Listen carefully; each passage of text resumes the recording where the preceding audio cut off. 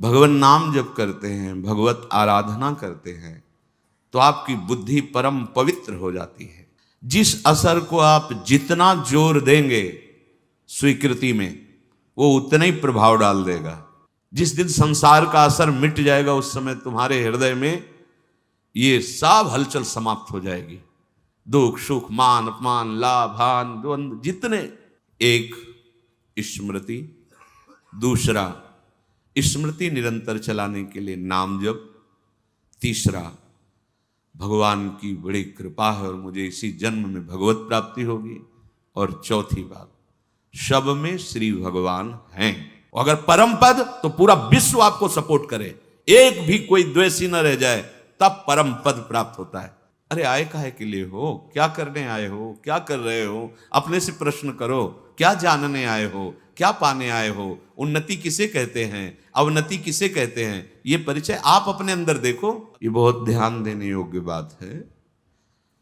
हम जो अपने स्वरूप को, अपने आराध्य देव को भूल चुके हैं, उसका कारण इस संसार का, माया का असर है। छोटी छोटी वस्तुओं से लेकर बड़े बड़े पद, लोक लोकांतर के वैभव, सिद्धियां, ये सब माया का असर है। इस असर को हम जितना स्वीकार करते चले जाएंगे, उतना हम अपने आराध्य देव, जिनके थे, हैं, रहेंगे, उनसे मुझे दूरी महसूस होगी। और यहां तक कि पूरा असर यदि संसार का हमारे ऊपर हो जाए, तो हम ये मानने के लिए भी तैयार नहीं होंगे कि हम प्रभु के हैं, प्रभु हमारे हैं, या प्रभु हैं भी कि नहीं। इतना असर है माया का। जो है ही नहीं, उसका असर इतना है कि जो है उसका विस्मरण करा दिया। साधना, उपासना इसी असर से बेअसर होने की है। हमारे ऊपर किसी वस्तु का, व्यक्ति का, स्थान का असर न पड़े, किसी घटना का असर न पड़े, किसी द्वंद्व का असर न पड़े, तो आप जीवन मुक्त हो गए। जब तक किसी भी छोटी सी छोटी वस्तु का आपके ऊपर असर पड़ रहा है, असर पड़ना कोई ज्यादा घातक बात नहीं है, असर स्वीकार करना ये घातक बात है। आप समझ रहे हैं? सृष्टि में सब कुछ है, ना उसके बढ़ने से आपको कोई सुख मिल रहा है, न नष्ट होने से सुख मिल रहा है। आपका जहां अपनापन स्वीकृति हुई, उसी का असर आपके ऊपर है। कहीं पूरा भूकंप आ गया, प्रांत का प्रांत गिर गया, हाँ थोड़ा हृदय से जब विचार करेंगे तो असर पड़ जाएगा, पर ऐसा नहीं पड़ेगा कि आप विक्षिप्त हो जाए। लेकिन आपका अगर एक कमरा भी गिर जाए तो असर पड़ जाएगा। आप जो स्वीकृति किए हुए हैं, जिस असर की जितनी मात्रा में, उतना ही आप बंधन युक्त हैं, दुखमय हैं, चिंतामय हैं, क्लेशमय हैं, अशांतिमय हैं। ये बहुत खास बात है। साधना का मतलब है पूरे विश्व ब्रह्मांड में भगवान की जितनी रचना है, इसका असर न रह जाए आपके ऊपर। तभी तो शांत एकदम भगवदाकार वो आप हैं। ये आपका स्वरूप वर्णन किया जा रहा है। नित्य शांत आनंदमय अभाव रहित परम सुख राशि। ये असर विवेक के द्वारा बेअसर किया जाता है। जब आप सत्संग सुनते हैं, भगवान नाम जप करते हैं, भगवत आराधना करते हैं, तो आपकी बुद्धि परम पवित्र हो जाती है। परम पवित्र बुद्धि में जो विवेक प्रकट होता है, वो इन असरों से बचाता है, काटता है इन असरों को। आप जितना जो कुछ स्वीकार किएंगे, वही दुख दे रहा है, वही दुख देगा। बिल्कुल आपको किंचन मात्र किसी वस्तु, व्यक्ति, स्थान की आवश्यकता नहीं है। आपकी बुद्धि मलिन होने के कारण ये बात स्वीकार नहीं कर पाएगी कि आपको किसी भी वस्तु, व्यक्ति, स्थान की आवश्यकता नहीं है। आप कहेंगे प्राण पोषण के लिए, शरीर पोषण, ये सब आपने स्वीकार किया है माया को, इसलिए आवश्यकता, इसलिए चाह, इसलिए आप विक्षिप्त हो रहे हैं, दुखी हो रहे हैं, अशांत हो रहे हैं, मरण धर्मा हो रहे हैं, जबकि आप अविनाशी हैं।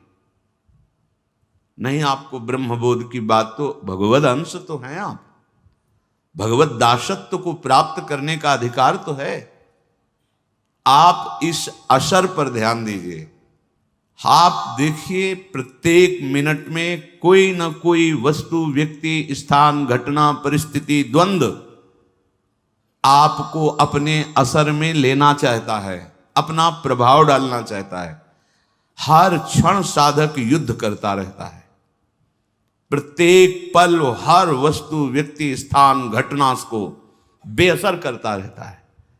तभी उसको इस बात का परम लाभ मिलता है कि वो स्वराज्य सिंहासन पर विराजमान हो जाता है। स्वा, जो हमारा स्वरूप है, शंकर सहज स्वा रूप संहारा, लाग समाधि अखंड अपारा, अखंड अपार क्षमता भरी सुख वृत्ति उसके हृदय में उदय हो जाती है।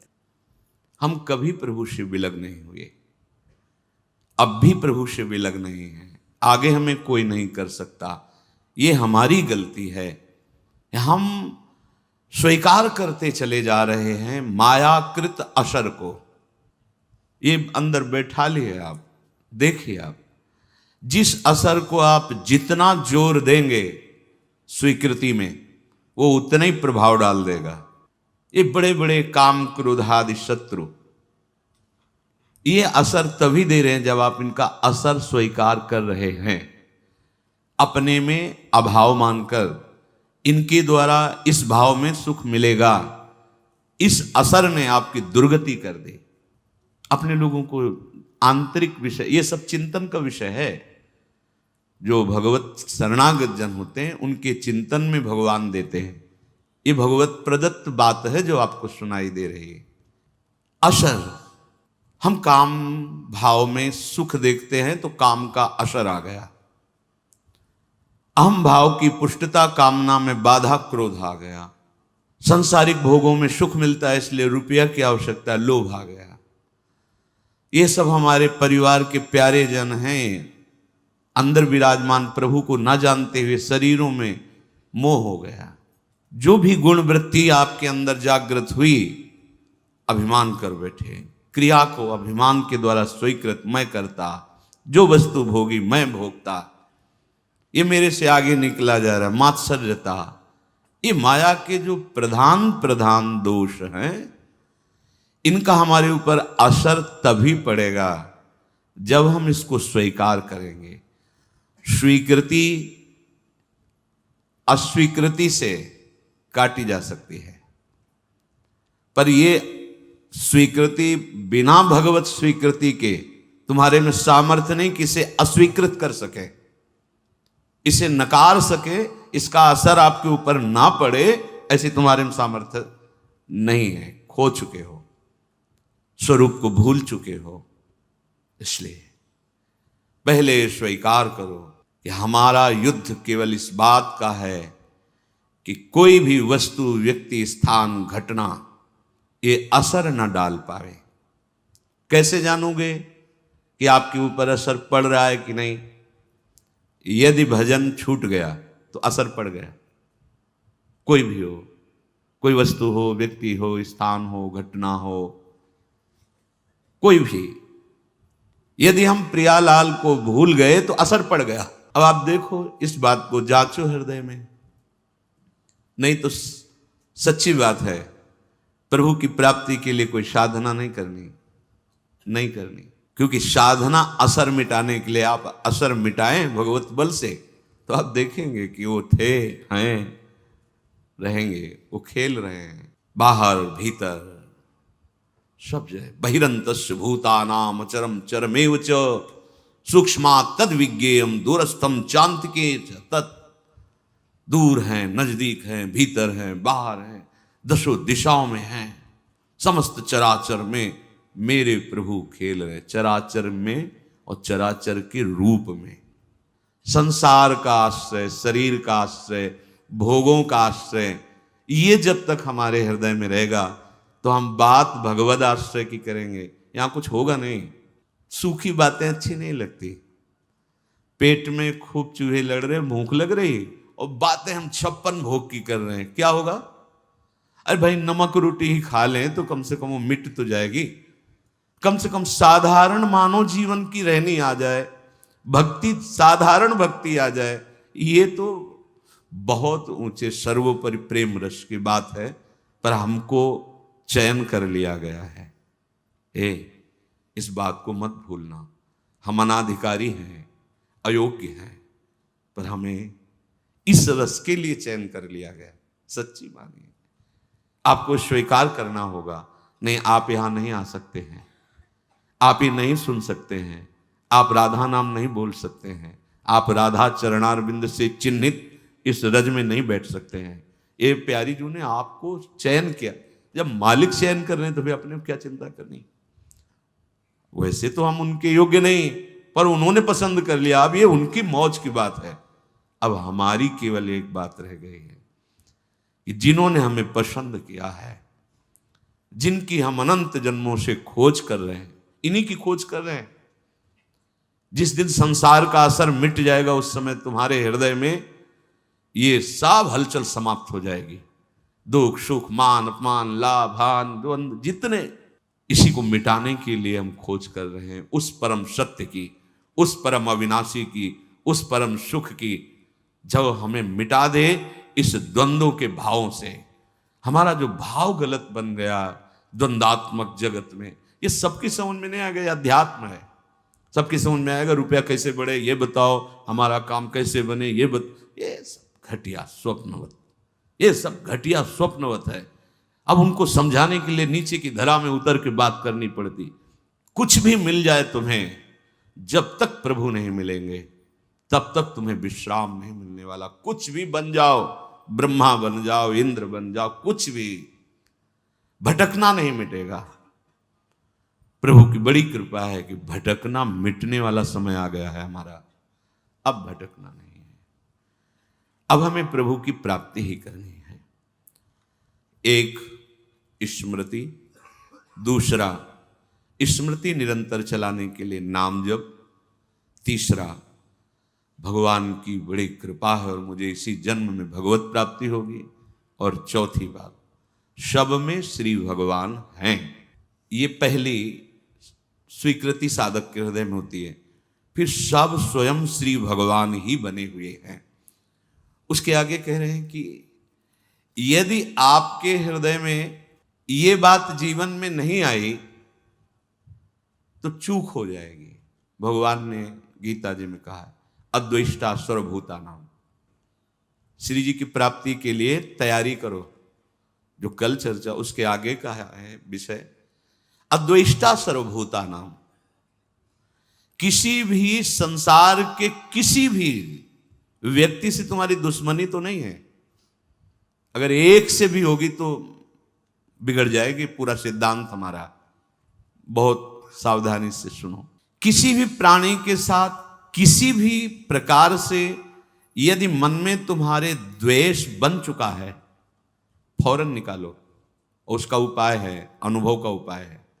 जहां वो सामने दिखाई दे मन से प्रणाम करो, सर भी झुकाओ। तुम्हें अपना काम बनाना है, वहां भगवान ही है, दूसरा नहीं है। और जब एकांत में उसका चिंतन हो तो तत्काल आंतरिक प्रणाम करो, प्रभु आप मुझे बचा लो, प्रभु आपसे द्वेष हो रहा है। नाथ, आपकी बाहरी ऐसी चेष्टाएं हैं कि मैं समझ नहीं पा रहा हूं और आपसे हमें द्वेष हो रहा है, दोष दर्शन हो रहा है, अंतर और बाहर दोनों से। अंतर में जब आवे तो तत्काल उसको प्रणाम करो, वृत्ति में आएगा वो और जलन पैदा होगी। बार बार आपको क्षमा मांगनी, मेरे से गलती हो रही प्रभु, मैं आपको ना जानकर आपसे द्वेष कर रहा हूं। और बाहर जब सामने आवे तो पूज्यपाद सिउड़िया बाबा जी ने कहा जो तुमसे द्वेष करे ना बोले, अपनी तरफ से उससे राधे राधे बोलो। राधे वो जो कर रहा है उसका असर आपके ऊपर नहीं होना चाहिए। आपको इस द्वेष का असर काटना है।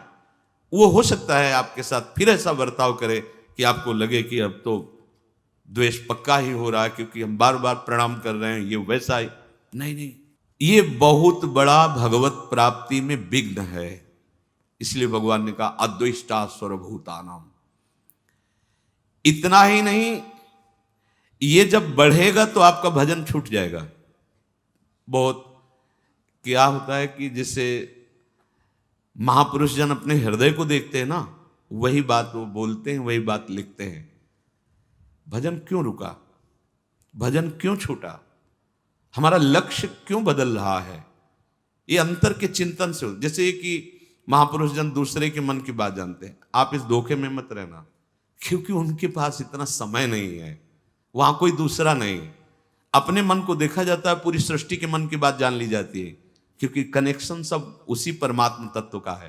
तो लगता है ये तो हमारे मन की बात जान गए, जो ऊंचे महापुरुष हैं। ये छोटी छोटी बातों की नहीं, क्या सोच रहे हो क्या, ये नहीं। वो बहुत ध्यान देने की बात है। बहुत हम लोग जहां चूक करते हैं, ये एक तरह का ऐसा नाशकारी भाव है द्वेष, कि धीरे धीरे आपके मन में इतना फैलेगा कि आपके भजन को छीण कर देगा। चले थे भगवत प्राप्ति, सब जगह अपने प्रभु को देखने, चूक हो रही है। आपका भजन छूटा, आपका द्वेष बढ़ा, आपकी साधना गई। अब आगे भले चांस मिले, अब दुर्गति की बात शुरू हो गई, क्योंकि आपने द्वेष करके उसके नाश का चिंतन शुरू कर दिया। और आपको चिंतन क्या करना था कि मेरे प्रभु क्रूर से क्रूर पुरुष में भी विराजमान, ये क्रूरा अपि पापिनो नच सताम संभाष्य दृश्याश्चये। बोले तो बहुत कठिन। तो फिर आप एक गांव के प्रधान बनना चाहते, पूरे गांव में हाथ जोड़ते हैं कि नहीं जोड़ते?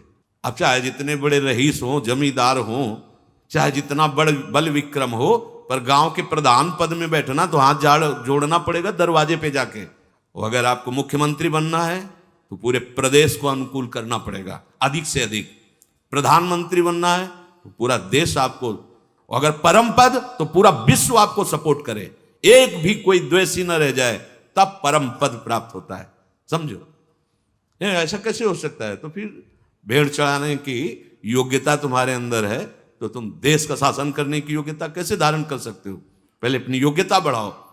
तो भगवत परम पद की योग्यता क्या? अजात शत्रु, एक भी कोई द्वेषी संसार में न रह जाए।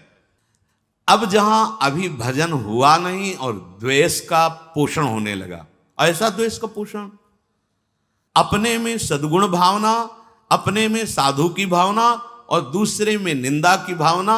चले कहां हो, जा कहां रहे हो, प्राप्त क्या करना है, कर क्या रहे हो? आगे जो लिखा है इसीलिए रुक के, जो अंदर से द्वेष भाव बढ़ाने लगता है, बैर भाव दृढ़ कर लेता है, तो उसका भजन जितना रोक दिया गया, लेकिन उसको प्रेत योनि प्राप्त होगी।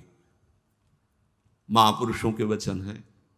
जो अंदर से दूसरों के प्रति द्वेष दोष भाव करके जलता रहता है, बुरा मनाता रहता है, भले किसी वेश में हो, तो क्या समझते हो? प्रेत बनना कोई ऐसा थोड़ी कि बहुत ही निंदनीय कर्म करने वाला प्रेत बनता है।